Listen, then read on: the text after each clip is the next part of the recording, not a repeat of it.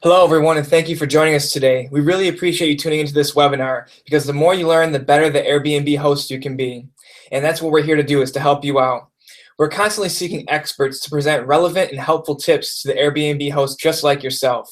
Our topic today is Airbnb supply and demand and how that correlates to dynamic pricing, presented by Ian McHenry. Ian is a co-founder and president of Beyond Pricing at beyondpricing.com. Also, here's a little fun fact. Ian helped implement dynamic pricing for the world's largest airlines and hotels. So let's just say he knows a few things about dynamic pricing. Today he's going to discuss understanding the basics of Airbnb supply and demand, how to identify the 3 biggest factors that drive demand in your area, and how to implement tricks to find the right average rental rate for your Airbnb unit. There also is an added bonus at the end of this presentation for live viewers. First things first, viewers, we're going to cover a lot today, so if you have any questions during the presentation, you can email them to us at info@learnairbnb.com. You can see the email on the screen right now. So now that that's out of the way, if you've been following our pricing webinars, we previously talked about how to create a winning pricing strategy with Joe Freeman from Price Method and how to implement automated pricing with Doug Ross from everbook.com. And now it is here, the final edition of our Airbnb pricing series. And what better way to finish off than with a little lesson in Airbnb economics. So without further delay, I'll turn it over to Ian.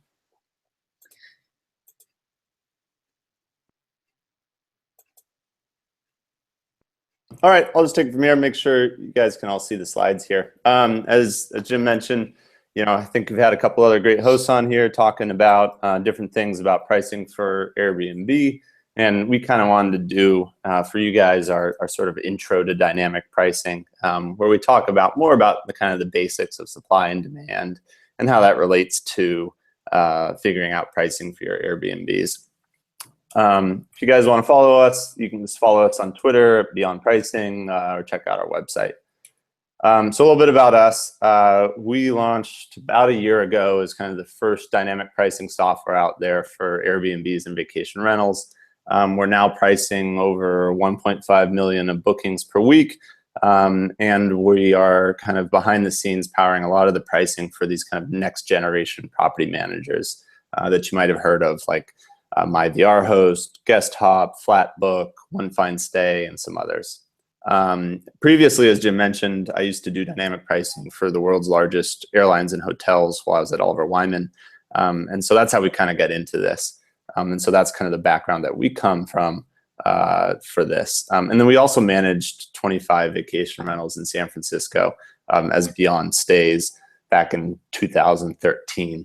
So for those of you here that have your own Airbnb, or even if you manage a few other people's Airbnbs, we know very well what that's like and all aspects of that.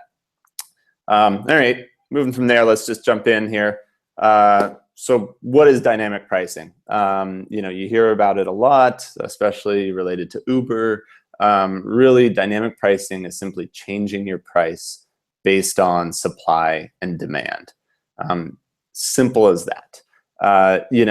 There's many kind of other definitions around it. Sometimes people talk about yield management. Sometimes people talk about revenue management. They're all basically the same thing, but the major distinguishing thing about truly dynamic pricing is that it is actively changing based on changes in supply and demand. Some people will, especially with traditional vacation rentals, when you think of the ones and ski towns and by the beaches, will have a high season rate and a low season rate. And they kind of just set that based on, that seemed to work, the last 10 years that they've been doing it. That is kind of something that we usually talk about as yield management. It just means that they have different rates for different periods, but it's not necessarily dynamically changing all the time based on new information about supply and demand. So let's jump into how supply and demand can actually affect your price. Really kind of we ask this question, like, why is this important? Why not just charge one price all the time? Well, the truth is that demand changes a lot. It's not constant throughout the year. This is a graph of occupancy of Airbnbs in San Francisco in 2014. As you can see and you'd expect, overall there's kind of a peak there in the summer in August, and then it dips down in the winter months. This is fairly typical of places. And so there's a lot more people traveling and staying in Airbnbs in the summer than there is in the winter. So there's just a lot more demand in the summer. Shouldn't be surprising to anyone. What you see in the kind of the jumps up and down, those are sort of individual spikes for major events and things like that. And we'll talk about that later. But the main takeaway is, hey, demand isn't constant. There's not always exactly 100 people coming to your neighborhood or your city trying to book an Airbnb. It changes a lot. And so as demand changes, so should prices, really. If you go back to your Econ 101, you'll be familiar with sort of the supply and demand graphs here, right? And so when you look at this kind of axis here, if you have a lot of demand sort of in the high season, meaning there's more people trying to book, and the other axis there is like the number of rooms booked. What you really see is sort of as that demand shifts down with the low season, the intersection of supply and demand is lower in terms of price. And so here in the high season, you can get $200 a night and be well booked. In the low season, because of lower demand, you'll need to decrease to 150. And so that kind of has that effect of lowering the price. But supply also changes. One thing we saw was that in 2015, with the popularity of Airbnb, there was a lot more supply on the market. In a lot of major markets like New York and Toronto and Chicago, the number of Airbnbs doubled from 2014 to 2015. And so anytime you have more supply, that leads to a decrease in price. And that's really important in a lot of other industries. Like I used to work in with airlines, but especially with hotels, you didn't really have dynamic supply. If you have 30,000 hotel rooms in San Francisco, you're not going to suddenly have 60,000 the next year. But you do with Airbnbs. And so it's really important to also look at changes in supply. One good example is in Paris, the rate of people adding Airbnbs on the host side in around September of 2014 was so fast that it wiped out in large part the high season there. September is usually a fairly high season for Airbnbs, but because of the glut of supply out there, people weren't able to increase their prices as much. Another example of this is during Super Bowls often. Depending on where you are, if you're in a city with enough accommodation, like New York, for instance, having 100,000 people come for the Super Bowl actually doesn't really stress the supply that much. However, a lot of news came out that people were listing their places for $10,000 a night, and suddenly thousands and thousands of new units came on to the market without a significant increase in demand above what they could accommodate. And so with that glut of supply, prices didn't go up as quickly as if nobody had added their listings. And so that's another thing. Just always look at what those changes are going to be. We're seeing this too again in Philadelphia in September. The Pope is coming, and people are just flooding the market with their Airbnb listings. And so those big price increases that people are hoping for might not be as high because of that. So again, it's important to look at how supply changes as well as demand. That said, as you remember, with demand, you'll also have an increase in price. For instance, for the Super Bowl, it can just be offset by an increase in supply. Hopefully that makes sense. Feel free to send in questions if it doesn't. So really, what happens when you don't vary your prices? We have a lot of people that literally just charge the same price all the time, and they don't think that they really need to do any of them. So here in this example, we have again this graph that shows you the changes in demand and really kind of the changes in how much that you can charge and still be reasonably booked, 95% full. so we have kind of three different hosts here. One of them charges $140 a night. Host number 2 charges $180 a night, and host number 3 charges $220. What happens is that this host that's charging $140 a night, they're always going to be booked here, right? And so they're incredibly happy. Even in these really low seasons in January and December, they're always getting bookings. Their calendars are full. They're probably full months and months in advance. And they think, this is great. I am 100% full. The problem is that they're leaving a lot of money on the table. All this space between that line there at $140 and the blue line is money that they could be charging that they're not. And so host number 1 is just chronically underpriced.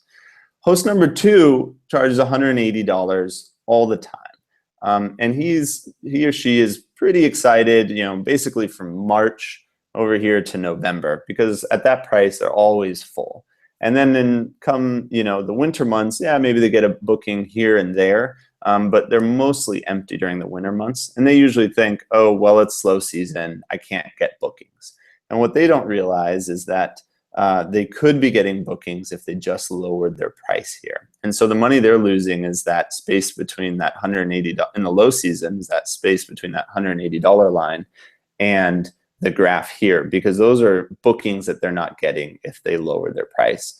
On the other hand, during the summer, when they're charging $180 and they could be charging more, they're also losing on that end. But this person we often see is just usually fairly content. They don't realize that they could actually be getting bookings in those slow months.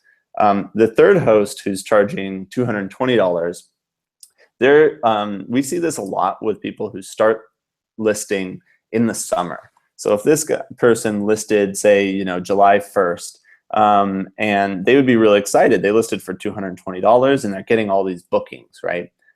Through August, through September, they're very excited. And they think their place is worth $220 all the time. But when September and October come around, in any of these months that aren't the very highest months, suddenly their place is not getting any bookings at all. And so we run into these types of folks all the time. They really overvalue their home because they've received these data points that, hey, it can book at $220. What they don't realize is that it's just booking at that rate because they're at the absolute highest season. So we categorize these guys. Number 1 is the chronic underpricer.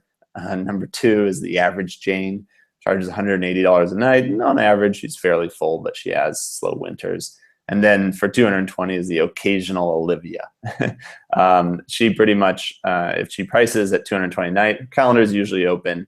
But for these big events like Dreamforce in San Francisco, or in Berlin, the Champions League final, she gets bookings at those high prices because you see these demand peaks during then. So that's kind of what happens if you don't vary your prices.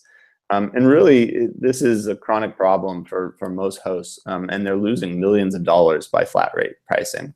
As we talked about, if you have a flat rate and demand is changing, here's your flat rate here at $200. You're losing bookings when your price is too high and you're not decreasing it for those decreased periods of demand.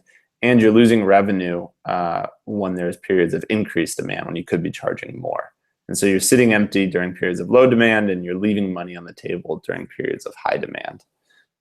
And hopefully that makes sense. This is really just the changing in the demand and supply and your optimized rate, what it would be.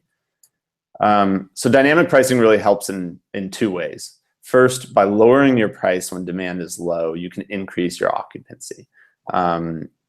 And that's kind of what we normally see happen during winter months. People get very excited when we lower their prices and they get bookings because they thought, gee, I just can't get bookings in the winter.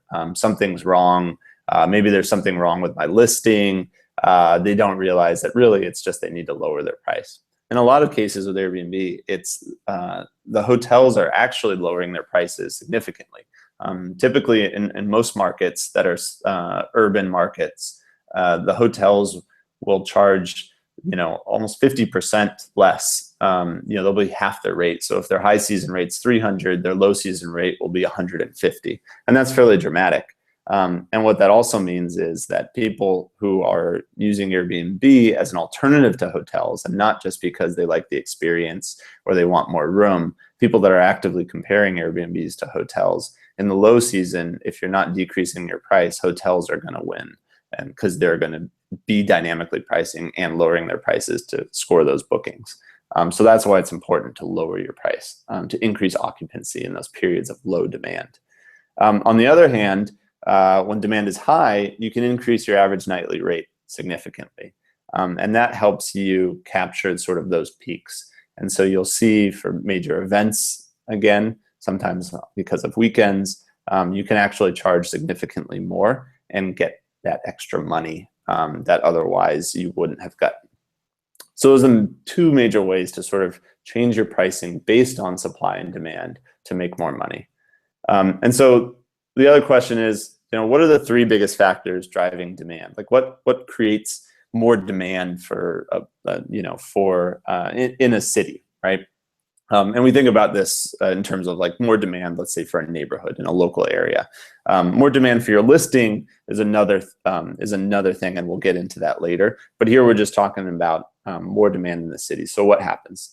The three biggest factors are seasonality, so high season and low season, winter and summer, depending on where you are, day of week, and then there's a lot of differences. Some places it's really, weekends are really high. For instance, the beaches in Los Angeles or Amsterdam in general, and some cities are fairly flat. San Francisco is actually relatively flat here. And then the third one is events. Events are kind of the well-known thing. People pretty much know, hey, there's a big event, I should increase my prices. And so let's look at how those kind of three different factors are different between places and how they differ in magnitude. So seasonality is different in every city. And I think you guys have seen something like this before. So this is a graph of the change in demand versus the average. So the average is 0 here, right? If you look at Miami, it has a couple peak seasons. It peaks really kind of in February/March because it's warm there. You get a lot of the people in the cold northeast of the US come into Miami to escape. And then you have another peak again, sort of around November, December, when they're doing the same thing. On the other hand, and then in August, here, it's kind of fairly low just because it's too hot. Nobody really wants to travel to Miami. In San Diego, on the other hand, it's very highly seasonal for the summer months. It's a beach town. People go there to go to the beach, and the time to go to the beach in Southern California is the summer. So you see this very distinct peak here. Other ones that are kind of flatter, for instance, is like San Francisco. You'll see here there's definitely a distinct peak there. It's not nearly as high as San Diego. We find that in like beach and ski towns, the seasonality is much stronger. And so your price fluctuations thus need to be much higher. So San Diego will swing a lot more than it will in San Francisco. San Francisco will be slightly more stable. And seasonality also, it's not just between cities, it's even within a city. Or in a market. Seasonality will differ. For instance, here in Lake Tahoe, for those that don't know, Lake Tahoe is a kind of big lake surrounded by skiing. And so the ski slopes are obviously most popular in the winter. But there's also, if you're down by the beach of the lake, there's also a significant summer season. So Kings Beach is kind of within a short drive to the ski slopes, but it's right there on the beach. And so it has a really high summer season right here that you can see. Kirkwood, Sierra at Tahoe, in the Tahoe area, is really right, it's far away from the beach, it's up in the mountains, it's right at the base of the ski slopes. And so its biggest peaks are here in the winter months. You can kind of see there, that's basically ski season between December and March in Tahoe. And then it drops a lot for the off seasons. And then it peaks a tiny little bit for the summer because some people are coming there, maybe they're mountain biking, whatever. But this is a good example of the differences even just within a geographic area. Here's another example too with San Diego. Gaslamp is sort of the downtown area of San Diego, which is not by the beach. The beach is fairly, is several miles away, but it's kind of closer to the convention centers and those sorts of things. Mission Beach is a big vacation area, and people are always going there for the summer. And so what you'll see is the general trend for seasonality is the same, and they track very closely, except in the summer months when the beach is much, much higher and prices will be much, much higher there. So it's important to also think about, where you are and how that differs with the seasons. Day of week. So day of week also varies a lot for cities. If you think about it, usually the main difference here and the difference in a lot of these is whether or not the primary people coming to that town are tourists or they are business travelers.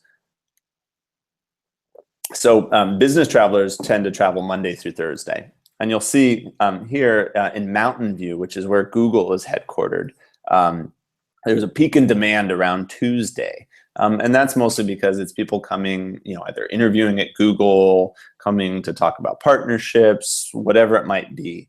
And during the weekends, no one wants to really be there. It's very suburban.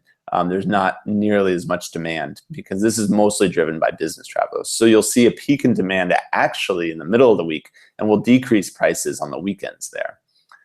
In San Francisco, it's slightly higher on the weekends. You'll see that, between 5 and 10%. It's more moderate here because you have a nice mix of tourists and business travelers. And so the business travelers will come during the week and fill it up, and then the tourists usually will come during the weekends. However, we get a lot of tourists from outside the country, and so they kind of show up, throughout the week. Places where you have really high weekends, like Madrid here, it's usually driven by tourists, and often it's kind of local tourists, so people that go into the city for the weekend, for instance. And you'll see that especially a lot with like with Tahoe, for instance, where it's, you go up there to go skiing for the weekend, and so you see peaks there. And so that's how that kind of differs in each city. And then the last sort of thing that we want to talk about is events. And then I know you guys heard a lot about this, so I'll kind of skip over it quickly. But events can have big impacts on demand. This is a graph of events in San Francisco and how it changes occupancy. The thing to note here is, if you live in San Francisco, you probably know about Dreamforce. This is a conference that brings 130,000 people to San Francisco. We only have around 30,000 hotel rooms, so you can do the math. That really leads to hotels going up, 3x, sometimes 4x in prices. And we find Airbnbs will often go for 2 to 3x their normal prices there. And that's one that's fairly well known, as is Outside Lands, which is another kind of decently well-known concert. But then there's others like the JP Morgan Healthcare Conference or the Game Developer Conference. And these are kind of events that people don't really think about that much, and they actually have a fairly significant impact. And then this is just to show you that, event impact is highly local. So, if you're looking just at hotels, one thing people do, when they're trying to figure out how to change their prices themselves is they just look at hotels. Hotels are usually, as Airbnb likes to point out, in a fairly centralized area. Same thing here in San Francisco. You can see there the hotel where the hotel center is. And so if you're tracking hotel prices, those hotels are responding to events that are near them. And often the hotels are near major conference centers, right? What happens though is when there are events that are further away from the central hotel district, you won't even notice increases in prices for the hotels that much, but there will be a dramatic increase in the prices for Airbnbs. In this example, this is Outside Lands. It's a big concert that takes place where that red X is for event location. And it pretty much sells out all these regions around there. Those areas really don't get that many bookings because they're so far from the central tourist district and the central business district on a normal day. But during this event, they're absolutely sold out. So it's important to look at where the event is and how far you are from it. Chicago has a similar thing with their Lollapalooza and other kind of events in the parks that aren't necessarily right at the center of town. Hey, Ian, real quick, if you could go back and look at the percentages, could you explain those percentages that you have on there? No, that's a great point. Thanks, Jim. Yeah, so sorry, this is the decrease here in the number of available units. So if there were 100 units in this one district, normally that were available, that's dropped down to 25 at this moment in time. Whereas over here in this, these green areas, it's gone from 100 to only 64 or so. And so that's showing you the drop in the number of available units. If you took the inverse of that, it would be a good estimate of the occupancy. And so this would basically be saying it's about 76% occupancy there, where it's only 36 in the other areas, if that makes sense. And we look at that too, because occupancy is this funny thing with Airbnbs. The hotels, they understand occupancy because they have 30,000 hotel rooms and they're not going anywhere, right? It's constant. And they're also always trying to fill them. With Airbnbs, not only is the number of available changing a lot and the supply changing a lot, but also some of those that you see there, as you all know, and some of you might fall into this category, sometimes people just list their place and like occasional Olivia that we talked about, they just put it at a high price, and if they get a booking, great, they'll go crash on their friend's couch or they'll go out of town for the weekend. And so the fact that their place is listed doesn't really mean that they're actively trying to get bookings and actively trying to fill every single night, whereas hotels it is. So we shy away a little bit from talking about occupancy for that reason, because it's not the best comparison to hotel occupancy. They're very different. In most cities, there will be kind of a constant 10% of listings that just never get booked, even if there's a huge demand, just because they're not really on the market, even though they are listed. If you know a bit about kind of unemployment statistics, it's fairly similar. True 0% unemployment doesn't exist because there's always someone who left a job and is looking for another job, and they're always in the flux. And so there's kind of this baseline unemployment that always exists and is just natural, similar with Airbnbs. So that's supply and demand. Wanted to make it quick, open it up to questions for everyone, but I'll quickly go through a little spiel on kind of beyond pricing and how beyond pricing works.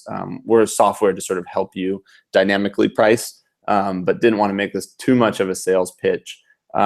So the way that we look at pricing is we split it into two. We find the right average price for your place, and then we change that price based on supply and demand. So we just talked about sort of changes in supply and demand and how that can vary what you can charge for your place. However, it's really important to figure out, if I'm doubling prices for this major event, well, what's the baseline that I'm doubling? Am I going from 200 to 400? Well, how do I know that 200 was right to begin with? So while it's important to dynamically change your price based on supply and demand, it's also important to figure out, hey, what's the right average price for my place? And this is much harder for vacation rentals because there's no real standardization. There's the number of bedrooms, but really there's nothing like there is with hotels where they have a fairly standard number of stars for a place. And so you need to figure out, are you a Motel 6 or are you a Marriott? And this example here, we kind of show this place here on the left, which is probably the equivalent of a Motel 6. It's lived in. It probably looks like my apartment. There's magnets all over the fridge, and it's a nice, cozy place, but it's fairly lived in. It's not very high end. The place on the right, it's a beautiful loft, big, nice furnishings, all these sorts of things, and it's probably closer to a 4-star hotel. But how do we figure that out? How do we say, where we are on that spectrum? That's one of the biggest problems with vacation rentals. And it's really tough. So here's an example of Williamsburg, which is kind of a trendy part of Brooklyn, which is a borough of New York, for those of you that don't know. And these are private rooms, and they're Airbnb prices. And then we kind of group them by the number of listings that fall into these price buckets, right? And so you see there's a broad range, and these are ones that are actually booking well. We always filter out ones that aren't getting any reservations or have 0 reviews or something like that to remove the noise. But you'll see, there's a large number of them going between $50 and $60 a night. But there's also a large number here going for 120, 130 and up. And then there's some that are actually booking well at close to 200. Like that loft that we showed before. And so there's this broad range, and it's not enough just to say, hey, let's look at my neighbors and let's see what they're charging, right? Your neighbors, you need to figure out, are your neighbors Motel 6s or Marriotts? Are you a Motel 6 or are you a Marriott? And that's fairly tough to do. And there's all these kind of factors that go into this about how much you can charge, right? At the base, you're a 1-bedroom in a certain neighborhood, right? But there's all these other sorts of things that affect it. The amenities that you have, the number of reviews that you have. And a lot of these relate, they have an impact in 2 ways, right? One is what guests think when they are searching for your place. They'll look at the quality of your pictures and they'll make a judgment on whether or not they should book it.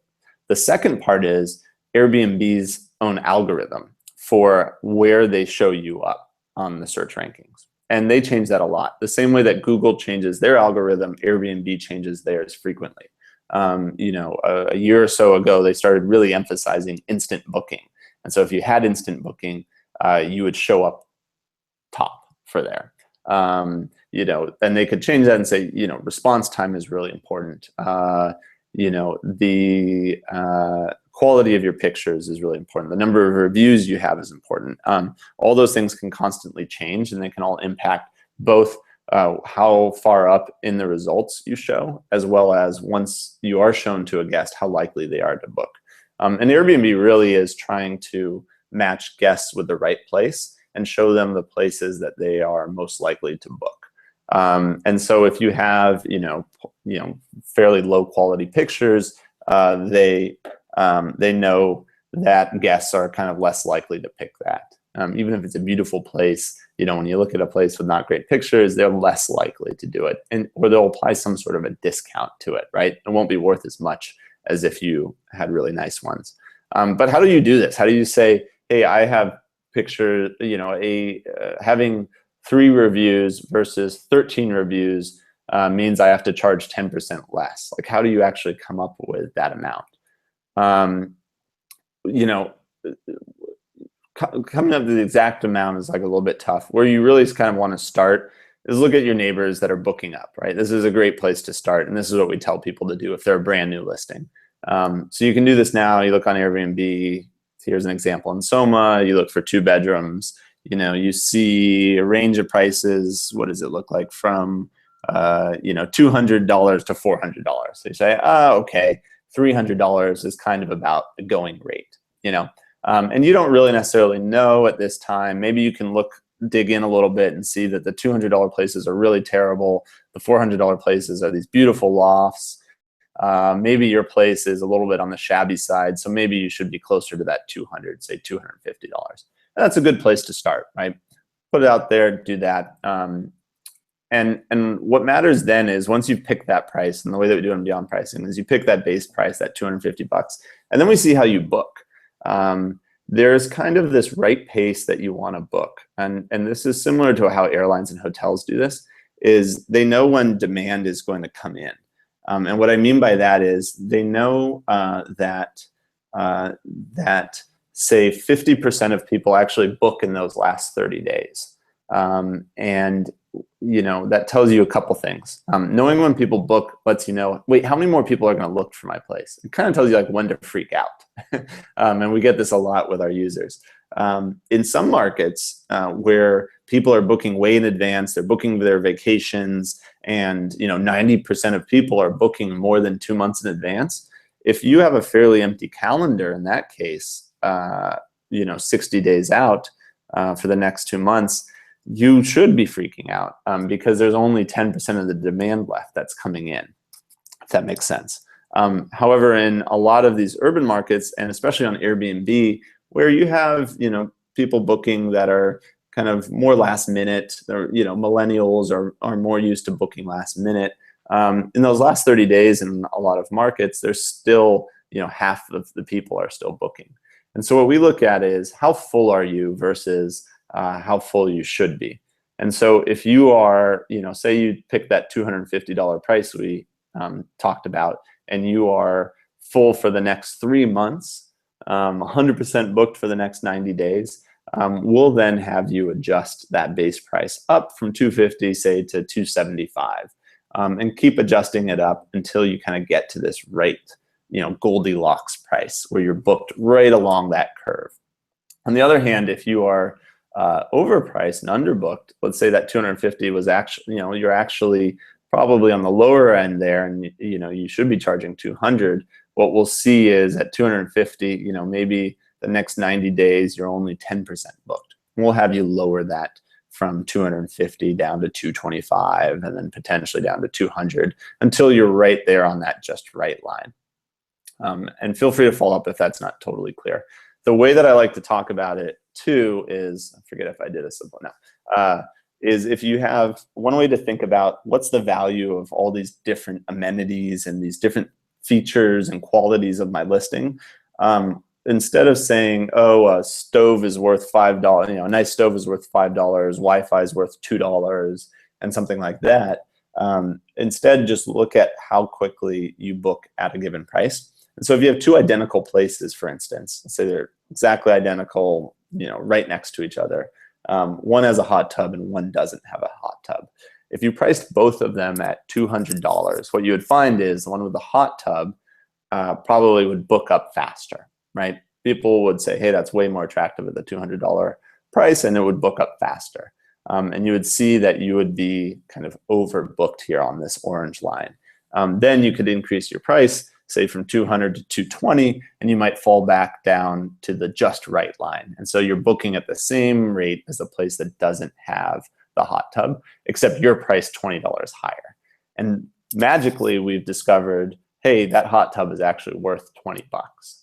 And the beauty of this is, the reality is that it probably wasn't just the hot tub. There's no place where there's an identical place, one with a hot tub, one without the hot tub. There's probably 20 different things that were different about those two listings, from the type of, the number of reviews, the quality of the pictures, all those sorts of things. And by comparing how quickly the two of them book, we kind of get at that just right price. And so that's what we kind of talk about, which is like, hey, just look at how quickly you're booking. When we actually started at Beyond Stays before, when we were managing properties, we literally had a Post-it note that told us what percentage of the next 30 and 90 nights should be filled. And our reservationists just looked at the calendar and adjusted prices, kind of average prices up and down based on how quickly a new place was booking. Eventually, you kind of come at an equilibrium, usually within a month or so, and you're kind of at that just right price. As we mentioned, we kind of help you find that you're that 220, or you're that you're that 140, that 180, or that 220. Where do you sit on that spectrum? And so that's how we help you find that average, and then we vary that based on demand. So here's kind of an example here where the Motel 6, is down here, and their average price, what does this look like, is about $100, and it will increase in the high season, decrease in the low season. But if we had started out and applied all of this dynamic pricing, and we had picked the wrong average price for the Motel 6 and made it seem like a Marriott, it would have been all the way up here, and it would have been too highly priced all of the time, would have never gotten any bookings. So it would be, you need to really get that right average price, if that makes sense. And so then this, when we get back to sort of what we were talking about on how quickly you're booking, it's important to know how far in advance people are booking. And this is the toughest thing for most people that aren't using software and are trying to do it on their own, is because, when we talked about that, that person that was chronically underpricing their place, maybe how is she supposed to know that, that she shouldn't be full 6 months in advance? That's kind of really difficult for people. And so, I'm still trying to find a way to explain it to people and ways that they can figure it out themselves. We're able to, look across all of our hundreds of people in each neighborhood that are using us and see how quickly should be filled. One other way to do it is kind of ask some of these forums on Airbnb, hey, what's the average advance booking that you get? And you can also look a little bit too at your actual bookings and just do a quick calculation between when people booked and when they were staying, and see, what percentage of people booked how far in advance, right? And so when we look at this graph, we're showing, the percentage of your bookings, say for 1 month, that occurred how many days out. So you look here, at about 60 days out, only 25% of your bookings that you've had happen beyond 60 days out. When you get to 30 days out, 50% of your bookings happen there, and et cetera, et cetera. And so what you don't want is where, suddenly 60 days out, 90% of your days are filled. And so, these two kind of implications of this booking curve are, one, it tells you what percentage of demand is still left. And this is what comes into kind of our platform of discounting. People are always asking about, well, how much should I discount and when should I discount? We do that automatically with our software, but really, you can kind of learn from experience how many last minute bookings you get. And this curve tells you that. It'll tell you that, here, for instance, in this market, 10% of bookings actually happen in that last week.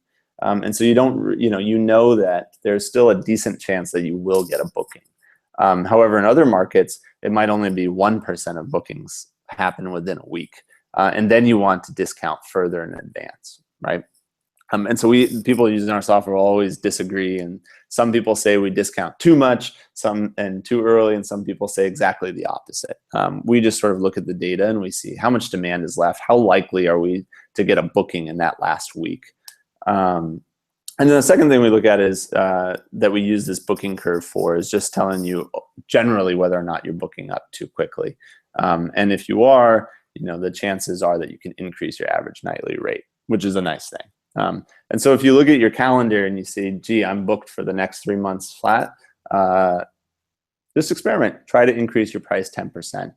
And you'll see that you actually can do that, and that you will get bookings still in those last 30 days. We literally actually have some users, a husband and wife, that fight over the booking curve because they'll see that they still have a few openings in those last 2 weeks there, and the husband has put his trust in Beyond Pricing and doesn't want to discount, and the wife will say, no, we can't risk it. I want to make sure I'm booked much further in advance. It's been a year now, and so far they've stuck with us, and so far the couple is still together. But it is a tough thing for people to sort of be a slave to the booking curve and have discipline to not discount too early. Even the major hotel, like we see a lot of hotels that do this as well, that they get it wrong and then they scramble at the last minute to discount. So it's really important to kind of know how much demand is still left. Okay, well that's about it on the supply and demand stuff. Sorry, that's probably a bit nerdy. We're running, that took a little while. Pretty easy. We'll get to this later too, to get started with Beyond Pricing. It's really simple. Sign up, link your Airbnb account. We have a code for all the Learn Airbnb folks. And I know Jim wanted to display this later, but use that code. You get 2 free months because we love our Learn Airbnb crowd. Once you do that, you can just review your prices, adjust your base price, and then turn on syncing to automatically sync prices every night at midnight. So it's completely hands-off. So take a look, let us know what you think, and then happy to answer any questions. Ian, that was fantastic and a very generous offer for our viewers. We really appreciate that you extend that offer to the Learn Airbnb community. Sure. I'll make sure that we post the details to that offer and how to redeem it in the description of this video and on the webinar event page for anyone that missed that slide. You know, I'm always learning so much about Airbnb when we do these webinars. Every time there's something new, and it's crazy to know that some cities are doubling their supply in just 12 months, like San Francisco and New York.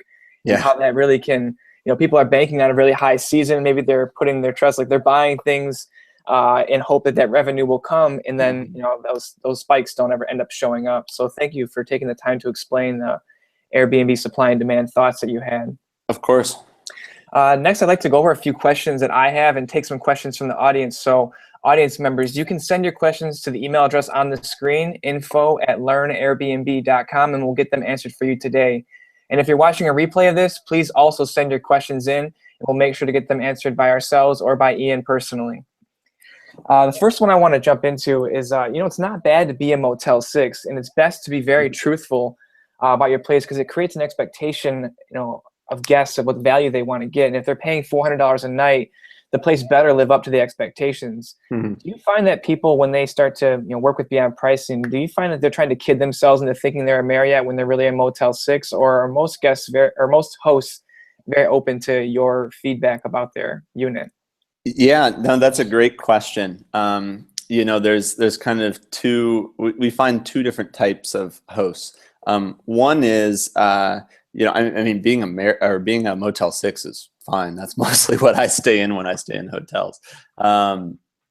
Yeah, but we have a lot of folks that, you know, they have a nice place, you know, they have a place that probably sits there on the lower end, and it's affordable, and they have trouble, you know, doubling prices for a major event, even though they can, because they worry that guests will think that their place isn't worth that. So maybe they're charging $150 a night normally, and then suddenly a big event comes into town that sells out hotels, and we're recommending that they charge $300. And what they think is, you know, gosh, someone's going to stay and say, hey, this place wasn't worth $300. And what we tell them is, look, their alternative was to probably actually stay at a real Motel 6 for $500 that night, and that they're actually going to be pretty happy to have found a place that's much lower. In general, Airbnbs, I mean, almost always are, especially for 1 bedrooms, are lower than hotel prices in many cases for like similar quality. And then on the other side, you know, the person we talked about, that person, you know, that charged $220 there in the high season, they think it's always worth that. Mm-hmm. Or you know, we see much greater, like we'll see places for like 1 bedrooms in San Francisco for, you know, $300, $350, and they get a booking for like this event that absolutely sold out the town, and they think, well, my place is worth $350. How dare you tell me that it's worth less? And so we definitely get that reaction. What they find then, though, is that they don't actually get bookings. And those are kind of those occasional bookers. Yeah, and they start to come around, I think, and listen more to your system and to your algorithm at that point when they start to realize, hey, there's no money coming in at all. Maybe I should lower my price. Yep. And we do also see it too sometimes, you know, if someone... we all like to be told that our place is worth more, right? Yeah. So those people are really our happiest. Yeah. You know, they sign up for Beyond Pricing and holy crap, they made, you know, 50% more than they thought they could. They didn't realize their place was worth so much. They're really ecstatic. And everyone likes to be told their place is worth more. It's tougher to tell people, no, it's actually worth a little bit less. Yeah, that makes sense. And that leads me to my next question. You know, what is the typical gain for someone that is using Beyond Pricing? You know, what are they achieving compared to before with just using their simple 1 or 2 price strategy? You know, is there a 40% gain? Is there a certain nominal dollar gain? You know, what are you seeing? Yeah, so we do this, it's an interesting question, and we did a survey very early on, when we had just a few hundred users. And we're going to do another one really soon. And we ran a few like controlled experiments. And what we found was for people that are flat pricing, like literally $200 a night, every single night, we were getting, I think the actual number from our experiment was 43% increases for those people, which is a lot. Much more than we would ever get for hotels or airlines when I was working with them. They would get like 5% and we would make their earnings reports because people were so ecstatic. But then there's also people, who have a full calendar of events. They track hotel prices. They do all these sorts of things, and they've been doing this kind of on their own and trying and doing it on a little bit on gut, a little bit on whatever data they could get. And for those types, especially the professional property managers that have been doing it, we see at minimum a 10% lift there, just by kind of dialing it and making it a little bit more scientific. But it varies a lot. And part of this whole like measuring how much more am I making thing is tough because one, people don't necessarily have a full year of data. And as we showed with the seasonality, you can't just compare this month to last month. If that were the case, we would hope all of our users would sign up in January in low season, and then they would just naturally make more money just because of seasonality, not to do with us actually charging more. So it's important to, like, when you're doing that, either to have like a full year of data to compare it to, but even when you have a full year, like you said, if the supply of Airbnbs doubles in a year in New York, people might actually make less than they did the prior year, right? But they could have made much less because of that increase in supply. So it's a really difficult thing to measure. We mostly rely on our users and our surveys with them saying, hey, how much does it seem like you made? Gotcha. And that's usually our best feedback. Good deal. We have a question from one of our viewers. What cities are supported by Beyond Pricing? Are you in just Americas? Are you in certain parts of Americas? Are you international? Where are you at? Great question. We're global. We are in about 30 cities. If you can go to beyondpricing.com, they should all be there on our homepage. We're basically going in order of the biggest cities right now. And part of the reason why we're not doing everywhere, we might release a beta of everywhere. But we really want to make sure our pricing is right in each place and refined. And then we also like to provide as much transparency as possible in each place. So we let you know exactly what events are going on when we're increasing prices, because we find that kind of helps people sort of trust it. If we're going to tell them to double their price, they kind of want to know, is it King's Day in Amsterdam? Is it the, FIFA, or the Champions League finals in Berlin? What is it that's going on? Yeah, exactly. But yeah, and we're adding a bunch more all the time. But we're now currently, we support about 50% of all Airbnb listings. Fantastic. Have you ever come across any markets that have a pretty low swing in demand from the high and low seasons? I know you touched on a few maybe, but is there like, if you're in like the Central Plains of America, or if you're in a non downtown area, is there a rule of thumb out there that you can possibly share, or is it really too erratic to boil down to something like that? No, it's a great question. Yes, San Francisco is one of them. I'll just say the places that have the highest seasonal swings are the ones that pretty much only receive tourist traffic. Okay. And so that'll be, your beach towns, your ski towns, those types of places. Those have the biggest swings. Gotcha. Places that have kind of, constant business travelers or friends and family, those are usually more stable kind of across the months. But there is always some sort of variation. Yeah, good. It's great to see impacts from big events like Google I/O and the Dreamforce conference, but does Beyond Pricing take into account like hyper-local events such as sporting events for like maybe the LA Lakers, or like St. Patrick's Day in downtown Chicago, or graduation events for large colleges? Those bring in a fair amount of travelers. Do you guys take into account those things that are on the hyper-local, or how? We do, and it's funny. We've developed, one of the unique things we developed is like we've gotten really good at identifying hyper-local events. That's one of the major things that distinguishes us, even from hotels. we're starting to actually work with hotels to help them identify events before they can. For instance, we identified the Grateful Dead concert in Chicago way faster and ramped up rates a lot faster than hotels did, which ended up getting sold out while we were kind of tripling prices for that. If anybody knows, it's the farewell concert for Grateful Dead, which is this gigantic cult following band. Yeah. And then for like graduations, there's a good example for graduations. In Northern California, there's a college called Humboldt. And we know nothing about Northern California. Like, I didn't know what was going on. And we brought on a user and we launched that kind of Northern California area just for him.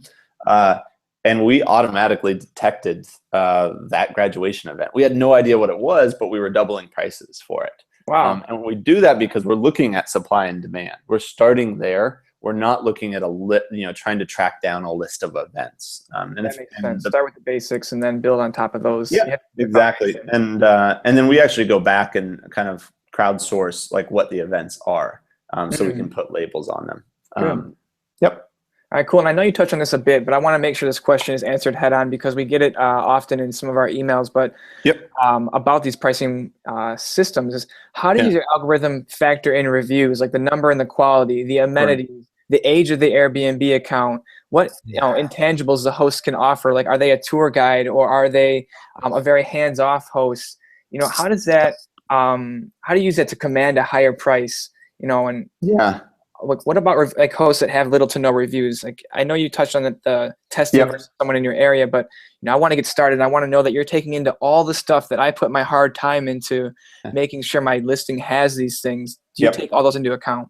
We do. And we do it based on looking at, as I mentioned before, at how quickly you book up. And that kind of incorporates all of those in one go. And people ask this all the time. So that's sort of how we incorporate that. And we found that it's actually much more precise than just saying, hey, 13 reviews is worth 5% more than if you have 3 reviews. And that's how we incorporate all of that. That being said, the major distinguisher, so we don't usually sort of talk about, hey, these are the things you should do. But that's why we have resources like Learn Airbnb that really can tell you sort of those basics of like, hey, have nice pictures. This is how you write a good headline. There's all these other sorts of things that you really should be doing, and it will increase your price. Once you do those, what we'll see is that you're actually booking up faster, and then that'll increase your average price, or as we call it, your base price. And so that's how we incorporate that. If you're just getting started, I know you suggest this, and I think it's pretty much common wisdom now, but definitely reviews matter a lot, up to your first 3, we like to say. So you definitely should sort of discount your price a little bit, because people are less likely to book a place with no reviews. So in the beginning, you can block out all but a month or 2 months, and then just lower your price until you get those first couple of bookings. Gotcha. and getting those reviews, and that's kind of the most important part. Once you have those kind of first 3 reviews, you're off to the races and ready to go. Yeah, I mean, if there's no silver bullet, you can't just hop in and expect things to work. There are a little bit of growing pains, and you are going to miss out on some money in the beginning, but that's kind of the dirt you have to pay to get into the Airbnb community. Yeah. And one point I should make, because a lot of people don't realize this, is that Airbnb has what we call kind of like a newsfeed algorithm of sorts. It's similar to how you have it with Facebook. And so, they'll put popular things up top, but then they'll also, when there's something new, they put a new thing up top, and then they see how many people click it or like it or interact with it, right? That's kind of how Facebook does it. And then if nobody does, it just sort of falls down, right? It has a certain gravity. And every time someone likes something on Facebook, right? Think of it as like, if you ever played Flappy Bird, it kind of bumps it up a little bit, and it keeps bumping it up. And if people bump it up enough, it stays at the top. What that means for your Airbnb listing is when it's new and it first goes on the market, they're actually artificially putting it up top to see how many people click on it and look at it. That's your moment where you actually, once you put that live, you really want to keep it unlisted until it kind of looks really good. Or at least is like 90% of the way there. Because I know a lot of people will just throw it up with one terrible picture and a crappy description, and then, a week or two later get around to actually fixing it. The problem with that is that you've lost that moment where they've put you at the top and kind of put you on test to see how popular your thing is. And that's a good opportunity. You can definitely fight your way back. You'll get bookings if you lower your price and that sort of stuff. But you do have this unique opportunity when you first list to kind of have a great first impression. And I never really considered that, but it's very true. Just start with your best foot forward. Don't put something junky out there and expect people to purchase it. And it's great to know that Airbnb is giving new hosts the opportunity to compete with the big boys who've been around for a while. Exactly. So that's good to have that. With the Beyond Pricing tool, is there like an override function where you were suggesting, I think maybe you alluded to this a little bit, but you're suggesting $350 a night. I want to bring it down to like $325 just so I feel a little bit better, even a few dollars. Is that a feature within the Beyond Pricing tool? Yep, absolutely. And it's a bit hidden. We're trying to do a better job showing it up. If you just click on that date or double click on the day, it'll show up, and then you can insert your own price, and we'll never change it from that. Gotcha. So that'll be your Beyond calendar should be your primary calendar for managing your rates. And we realize, algorithm can only do so much. I talked to, the revenue managers at the largest airlines in the hotels. They don't have a single piece of software just magically doing everything. They always have human oversight, and they always will, from, now and then, override things. So that's why we build that in there for you. Yeah, it's good to have that refinement, and you kind of feel empowered as well. You're not just giving up your business to somebody who you've never even met in person. That you hear a lot of great things about them, but we always have those biases in our head. So it's good that you guys have that function built in. Viewers, I want to make sure you guys know you can email questions to info@learnairbnb.com. We're going to be around for a few more minutes to answer your questions. I have a few more coming as well. So I want to hop into the next question that I have. When supply is growing rapidly, like San Francisco and New York, and there's a flood of new Airbnb units coming to the market, do you have any tips to stay ahead of the competition and not let that flood of demand or that flood of supply actually really bring down a listing that is, top in their area? Yeah, if you have a lot more units coming on board, they still have to prove themselves too. Like if you're established and you have a lot of reviews, you'll always kind of rank higher than they will. It does create pressure where, we like to think of it as when someone's going to book, the ones that book up first are the ones that are kind of underpriced and lower priced. And then eventually all those will go away and they'll come to your place, right? It's kind of the suckers go first, right? With more supply, there's more suckers. And so there might not be as much demand left once they've booked up all the, underpriced places to get to yours. And there's really nothing you can do about that. But definitely, as always, keep your calendar up to date, keep your ratings high. You have the advantage of being experienced in this and knowing what you need to do. A lot of new entrants don't. And also remember, Airbnb, I think, we don't know this for sure, but they should be giving more weight to people that have been around for a while. So your reviews are really strong, sort of there for keeping you around. The other thing that we talked about too is, if everyone's listing on Airbnb, there's also other channels out there. So, dabble your foot. If you have a full-time play, like an entire home, dabble your foot in VRBO, dabble it in booking.com. Those are sometimes marketplaces that aren't as crowded with supply, partially because it's actually harder to put a listing on there. And so, with an Airbnb, I can create one, today and get bookings today. Those sometimes they require a little bit more verification, which is a pain in the ass to begin with, but it does mean that it protects you from that instant flood of supply from people. Yeah, and it's also different demographics are on those, VRBO or HomeAway. There's different types of customers on there, different guests, and it will attract different people. So, if you have a place that, is mainly towards the older clientele, you can go on VRBO because they have maybe a more trusty rating than Airbnb, things like that. So it's good. That's a great tip to make sure you're diversifying the marketplace in which you're soliciting your listing. Definitely. All right. Well, let me check if there's any more questions coming, and we have maybe one more. Okay. All right, does the algorithm give a second chance after the professional shooting for listing on Airbnb on the top ranking? So when Airbnb sends out, and this may be something you don't do or don't know, when you're out there, Airbnb, you first list your property up there. Airbnb is not going to directly the next day send a photographer out to your place. Right. When they add those new photographer pictures, do you know if they automatically kick yourself back up to the top? It's a good question. I don't know. Yeah, I don't know, and they don't really tell you. If I were them, I would. The great thing about having that photographer, besides the fact that they're really nice photos, is that they're also verified. And for Airbnb, they want places that they know exist. Yes, exactly. And they want places that aren't going to be gone tomorrow.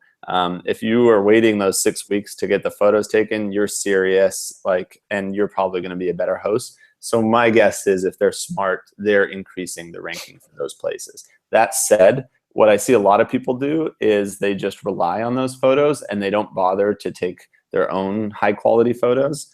That's definitely a mistake because now there's a significant backlog. It's taking up to 6 weeks, sometimes longer, for those photos to get done. So make sure that those first photos you put up are really good as well. Great. To take advantage of that. Awesome. And we have a bunch of tips on our website, learnairbnb.com, on how to take the better photos. And we had an interview with Evan Kimbrell 2 weeks ago, and he talked to us very deeply about how to get those best pictures. So if you get a chance, guys, hop onto our last webinar with Evan Kimbrell and check those out. So again, I want to just reiterate the special offer that Beyond Pricing is giving. Visit beyondpricing.com, enter the code LearnAirbnb, and you will get your first 2 months absolutely free. I wanted to also ask Ian, what is the cost for using Beyond Pricing after the 2 months? Yeah, we just charge 1% of your kind of payout from Airbnb. So it's pretty standard. It's a really good ROI. And it pays for itself many times over. So many times over pays for itself. I wish we could capture more of that, but that's our gift to you. Well, that's very good that you're not taking all the profits out of the host's hands. You're being very fair about what you do. And we wanted to make it 1% so it scales with you. We have people in Lisbon that charge 20 euros a night, and they can afford it. The same as the person with the loft in New York that charges $1,000 a night. Gotcha. Cool. Also, again, the offer is on the screen here. I'll make sure to post that in the event page and in the details description of the video from this replay. And that's all the questions I have for you today. We'll check our email and see if anything else has come in. I do not see anything else, but I really want to again thank you, Ian, for taking the time to explain to the Learn Airbnb host community how to understand the basics of Airbnb supply and demand and to identify the 3 biggest factors that drive demand in your area. Also, thank you again for your generous offer to the Learn Airbnb community. To the viewers, if there's any other questions you have that pop up, please make sure to get in contact with us via email, info@learnairbnb.com. We are always. Thanks.